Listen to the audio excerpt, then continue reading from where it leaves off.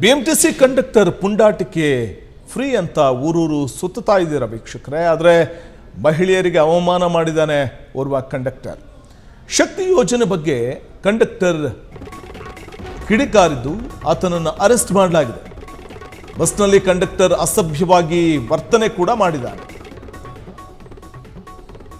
ಮಹಿಳೆಯರಿಗೆ ಅವಮಾನ ಮಾಡಿದ್ದಾನೆ.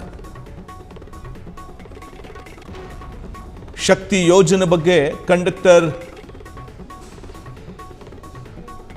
ಮಾಡಿದಂಥ ಮಹಿಳೆಯರ ನಿಂದನೆ, ಬಸ್ನಲ್ಲಿ ಕಂಡಕ್ಟರ್ ಅಸಭ್ಯ ವರ್ತನೆ. ಇದು ಚನ್ನಪಟ್ಟಣದಿಂದ ಬೆಂಗಳೂರಿಗೆ ಬರ್ತಾ ಇದ್ದಂಥ ಬಸ್ನಲ್ಲಿ ಕಂಡಕ್ಟರ್ ಹೈಡ್ರಾಮಾ ಕ್ರಿಯೇಟ್ ಮಾಡಿದ್ದಾನೆ. ಮಹಿಳಾ ಪ್ರಯಾಣಿಕರ ಮೇಲೆ ಸಿಟ್ಟಿನ ಸುರಿಮಳೆಗರೆದಿದ್ದಾನೆ. ಶಕ್ತಿ ಯೋಜನೆ ಬಗ್ಗೆ ಕಿಡಿಕಾರಿದ್ದಾನೆ.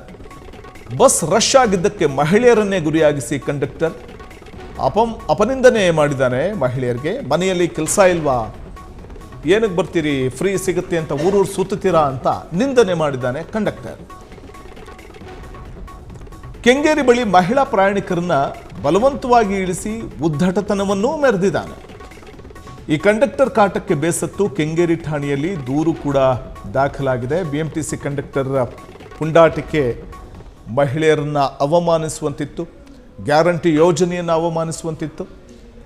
ಫ್ರೀ ಇದೆ ಅಂತ ಊರೂರು ಸುತ್ತೀರಾ ಅಂತ ಮಹಿಳೆಯರಿಗೆ ಆವಾಜ್ ಹಾಕಿದ್ದಾನೆ, ಮಹಿಳೆಯರನ್ನು ಅಪಮಾನಿಸಿದ್ದಾನೆ. ಅಷ್ಟೇ ಅಲ್ಲದೆ ಮಹಿಳೆಯರನ್ನು ಕೆಳಗಿಳಿಸಿ ಉದ್ದಟತನ ಕೂಡ ತೋರಿದ್ದಾನೆ. ಶಕ್ತಿ ಯೋಜನೆ ಬಗ್ಗೆ ಕಿಡಿಕಾರಿದ್ದ ಕಂಡಕ್ಟರ್ನನ್ನು ಕೊನೆಗೂ ಬಂಧಿಸಲಾಗಿದೆ. ಬಸ್ನಲ್ಲಿ ಕಂಡಕ್ಟರ್ ಅಸಭ್ಯ ವರ್ತನೆ ತೀವ್ರ ಆಕ್ರೋಶಕ್ಕೆ ಕಾರಣವಾಗಿತ್ತು. ಚನ್ನಪಟ್ಟಣದಿಂದ ಬೆಂಗಳೂರಿಗೆ ಬರ್ತಾ ಇದ್ದಂಥ ಬಸ್ನಲ್ಲಿ ನಡೆದಿದ್ದಂಥ ಹೈಡ್ರಾಮಾ, ಮಹಿಳಾ ಪ್ರಯಾಣಿಕರ ಮೇಲೆ ಸುಮ್ಮನೆ ಸಿಟ್ಟು ಮಾಡಿಕೊಂಡಿದ್ದ, ನಿಂದಿಸಿದ್ದ.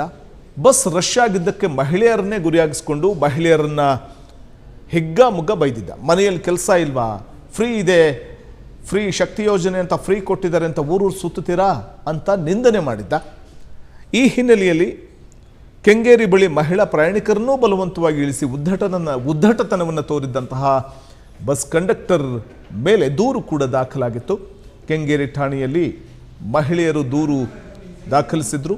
ಈ ದೂರಿನ ಅನ್ವಯ ಕಂಡಕ್ಟರ್ನನ್ನು ಬಂಧಿಸಲಾಗಿದೆ.